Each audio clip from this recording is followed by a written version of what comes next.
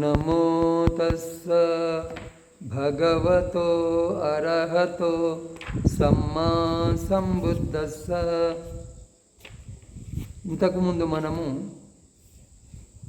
దీఘనికాయలో బ్రహ్మజాల సూత్రంలో ఆత్మ గురించి, లోకం గురించి 62 రకాల అభిప్రాయాలు గురించి తెలుసుకున్నాం. వారి గురించి భగవానుడు ఈ విధంగా అంటున్నాడు. ఆ 62 విధాలుగా ఉన్న వారి వాదాలను గురించి చెప్పి మళ్ళీ ఈ విధంగా అంటున్నాడు. అక్కడ భిక్షువులారా, ఆత్మాలోకము శాశ్వతము అని 4 విధాలుగా చెప్పే శ్రమణులు, బ్రాహ్మణులు సత్యాన్ని తెలియనివారు, చూడనివారు. అందువలన తృష్ణాగతులైన వారి వాదన కేవలము వారి చంచలత్వము మాత్రమే. వీళ్ళు సత్యాన్ని తెలియలేదు, చూడలేదు, తృష్ణలోనే ఉన్నారు, తృష్ణను దాటలేదు. అటువంటి వారి వాదన కేవలము చంచలత్వమే, దానికి ఎటువంటి విలువ ఉండదు అని అంటాడు. ఈ విధంగా ఈ 62 విధాలుగా చెప్పిన వారందరి గురించి కూడా వాళ్ళంతా సత్యాన్ని తెలియని వారు, చూడని వారు, తృష్ణలో ఉన్నటువంటి వారు. అందువలన వారి వాదన కేవలము వారి చంచలత్వం మాత్రమే తప్ప సత్యం కాదు అని అన్నాడు.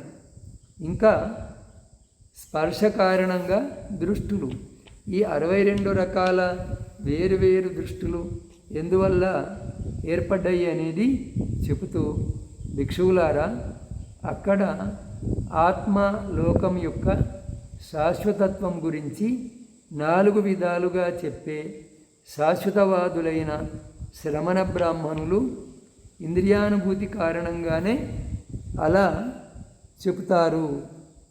స్పర్శ కారణంగానే అంటే స్పర్శలు మనకు 5: శబ్దము, స్పర్శ, రూపము, రుచి, వాసన అని.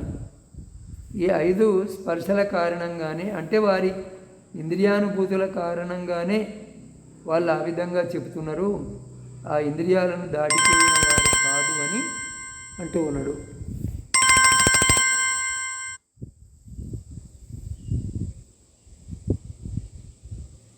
ఈ విధంగా ఈ 62 రకాల వాదాలు చెప్పేవారందరి గురించి కూడా అదే మాట భగవానుడు చెప్పిండు. అదంతా వాళ్ళ స్పర్శల కారణంగా ఆ విధంగా చెప్తున్నారు తప్ప సత్యాన్ని తెలుసుకొని చెప్పటం లేదు అని వారి వాదాలన్నింటినీ భగవానుడు నిరాకరించిండు.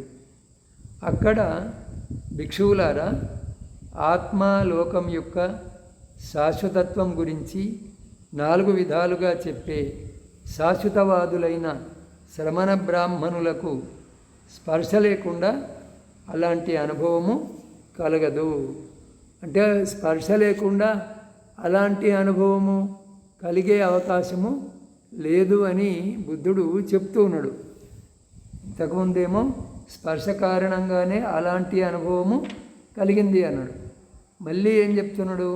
ఆ 62 రకాలుగా వాదించే శ్రమణులకు కానీ, బ్రాహ్మణులకు కానీ స్పర్శ లేకుండా, ఈ ఇంద్రియానుభూతులు లేకుండా అలాంటి అనుభవము కలగదు అని మరొకసారి వాటిని, అంటే ఆ వాదాలను తిరస్కరించండి. దృష్టిని అనుసరించి సంసార చక్రము.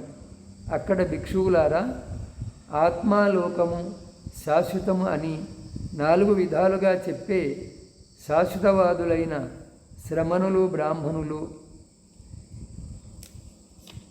ఇంకా కొంత శాశ్వతము, కొంత అశాశ్వతమని చెప్పే శ్రమణ బ్రాహ్మణులు, అంతానంతికం అని చెప్పేవారు.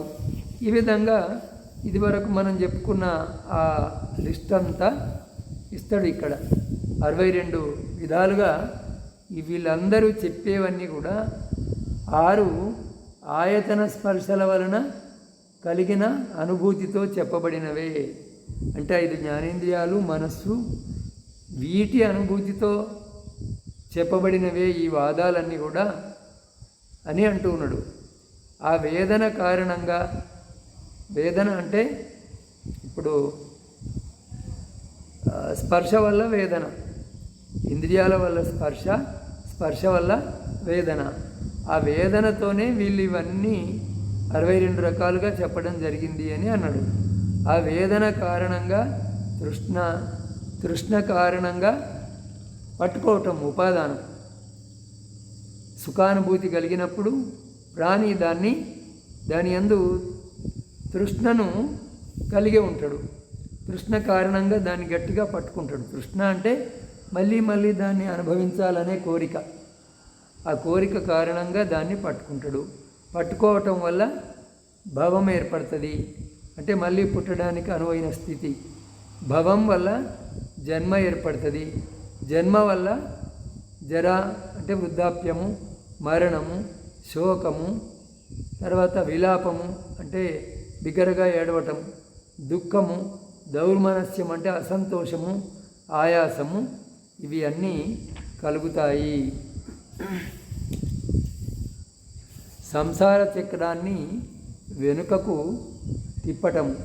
భిక్షువులారా, 6 స్పర్శాయతనాల ఉత్పత్తిని, వినాశనాన్ని, ఆస్వాదాన్ని, ప్రమాదాన్ని, వాటిని త్యజించటాన్ని ఉన్నది ఉన్నట్లుగా తెలుసుకున్న భిక్షువు వీటన్నిటికీ పైన కూడా తెలుసుకుంటాడు. ఇప్పుడు వీళ్ళంతా ఈ స్పర్శ వలయంలోనే ఉన్నారు, దాన్ని దాటలేదు. దాన్ని దాటినటువంటి వాళ్ళు దాటడం ఎట్లా? స్పర్శ ఏ విధంగా పుడుతూ ఉన్నది, ఏ విధంగా అది నశిస్తుంది, అందులో ఉండే తృప్తి రుచి ఏమిటి, అందులో ఉండే ప్రమాదం ఏమిటి, వాటిని ఏ విధంగా వదిలిపెట్టాలి అనేదాన్ని ఉన్నది ఉన్నట్లుగా తెలుసుకున్నటువంటి భిక్షువు ఈ 62 రకాల వాదాలన్నిటినీ కూడా దాటిపోతాడు. వాటికి పైన కూడా తెలుసుకుంటాడు. కానీ ఇంతవరకు మనం చెప్పుకున్న 62 రకాల దృష్టి యొక్క వలలో ఉన్నటువంటి వారు ఈ విధంగా చూడలేరు, తెలుసుకోలేరు. వాళ్ళు ఆ దృష్టిజాలంలో మునుగుతూ ఉంటారు, ఆ వలలో పడి మునుగుతూ ఉంటారు. భిక్షువులారా, సమర్థుడైన జాలరి కానీ, జాలరి అంటే బెస్తవాడు, జాలరి అనుయాయి కానీ చిన్న చిన్న ఛిద్రాలు గల వలను సరస్సు అంతటా విసురుతాడు, జలాశయం అంతటా విసురుతాడు. అతనికి ఈ మడుగులోని చేపలన్నీ నా వలలో పడి ఇందులోనే మునుగుతూ తేలుతూ ఉన్నాయి అనిపిస్తుంది. అదేవిధంగా భిక్షువులారా, పూర్వాంతికులు కానీ అపరాంతికులు కానీ, పూర్వాంత అపరాంతికులు కానీ, పూర్వాంత అపరాంతాలను అనుసరించిన దృష్టితో పూర్వాంత అపరాంతాలను గురించి, అంటే సృష్టికి పూర్వము, సృష్టి తర్వాత అని. పూర్వాంతం అంటే సృష్టికి ముందు, అపరాంతం అంటే సృష్టికి తర్వాత, ప్రళయం తర్వాత. వాటి గురించి తగనటువంటి అనేక వ్యవహారిక పదాలను చెప్పే శ్రమణ బ్రాహ్మణులందరూ ఈ 62 విధాలుగా ఉన్న దుష్టజాలంలో, ఈ వలలో మునుగుతూ ఉన్నటువంటి వారే. భిక్షువులారా, భవతృష్ణ నశించినప్పటికీ తథాగతుని శరీరము నిలిచి ఉంటుంది. భవతృష్ణ నశించినప్పటికీ, ఎప్పుడైతే బోధి వృక్షము కింద సిద్ధార్థుడు సంబోధి జ్ఞానాన్ని పొంది బుద్ధుడైండో అప్పుడు అతనిలోని భవతృష్ణ పూర్తిగా నశించింది. అయినప్పటికీ కూడా అతని శరీరము అప్పుడే పడిపోదు, అది చెప్తూ ఉన్నాడు. తథాగతుని శరీరము నిలిచి ఉంటుంది.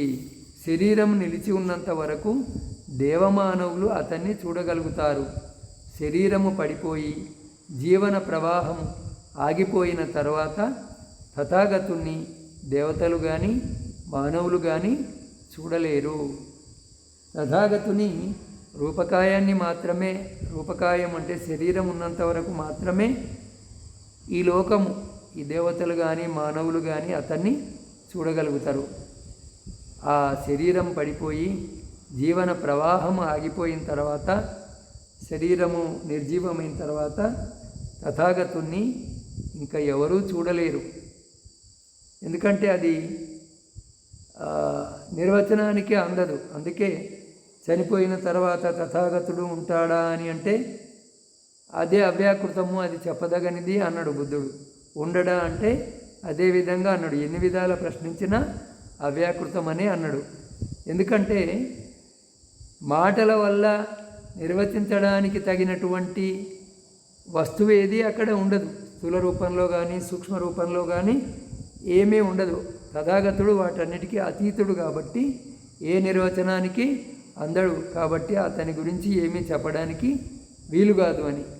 భిక్షువులారా, ఒక మామిడి కొమ్మకు కల గుత్తి తెగినప్పుడు ఆ గుత్తికి గల మామిడికాయలన్నీ అప్పుడే కింద పడతాయి. ఎందుకంటే అవి దానికి బంధింపబడి ఉన్నాయి. అదేవిధంగా భవతృష్ణ నశించినప్పటికీ తథాగతుని శరీరం ఉంటుంది. అతని శరీరం ఉన్నంత వరకు దేవతలు మానవులు తథాగతుని శరీరాన్ని చూడగలుగుతారు. శరీరం పడిపోయి జీవన ప్రవాహము ఆగిపోయిన తర్వాత దేవతలు కానీ మానవులు కానీ ఆయనను చూడలేరు. ఇలా చెప్పగా ఆయుష్మంతుడు ఆనందుడు భగవానునితో ఇలా అన్నాడు. ఆశ్చర్యం బంతే, అద్భుతం బంతే, మీరు చేసిన ఈ ధర్మోపదేశానికి ఏ పేరు పెడితే బాగుంటుంది అని ఆనందుడు భగవానునితో అన్నాడు. ఆనంద, నీవు ఈ ధర్మోపదేశాన్ని అర్థజాలం అనవచ్చును, ధర్మజాలం అనవచ్చును, బ్రహ్మజాలం అనవచ్చును, దృష్టిజాలము అనవచ్చును. జాలం అంటే వల, లేదా సాటిలేని సంగ్రామ విజయం అని కూడా అనవచ్చును. చివరికి దీనికి బ్రహ్మజాలం అనే పేరే పెట్టబడ్డది. భగవానుడు ఇలా అన్నాడు. సంతృప్తితో భిక్షువులు భగవానుని ప్రవచనాన్ని అభినందించారు. ఈ ప్రవచనం చెప్పిన తర్వాత 10,000 లోకధాతువులు కంపించాయి. ఈ విధంగా ఈ బ్రహ్మజాల సూత్రాన్ని ఈ రోజుతో పూర్తి చేసుకున్నాం. దీంట్లో సారాంశం ఏంటిదంటే, సత్యాన్ని తెలియనటువంటి శ్రమణులు బ్రాహ్మణులు ఆయా విధాలుగా ఆత్మ గురించి లోకాన్ని గురించి తమ ఇంద్రియానుభవాల ప్రకారము స్పర్శ ప్రకారము బోధిస్తూ వచ్చిన వారే కానీ ఇంద్రియానుభూతులను స్పర్శను దాటి చెప్పిన వాళ్ళు కాదు. తథాగతుడు మాత్రము వేదనల ఉత్పత్తిని, వాటి నాశనాన్ని, అందులోని ఆస్వాదాన్ని, రుచిని, తర్వాత ప్రమాదాన్ని, వాటిని నిరాకరించటాన్ని, వదలటాన్ని తెలుసుకొని దేనిని పట్టుకోకుండా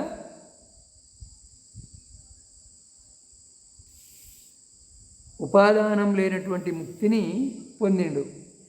కానీ వీళ్ళు ఆయా వాదాల దగ్గరనే ఆగిపోయిండ్రు. వాటిని పట్టుకొని అక్కడే ఆగిపోయిండ్రు. ఆ దృష్టి జాలంలో, ఆ వలలో పడిపోయి అందులో నుంచి బయటకు రాలేకపోయిండ్రు అని భగవానుడు బోధించినప్పుడు భిక్షువులు భగవానుని ప్రవచనాన్ని అభినందించారు.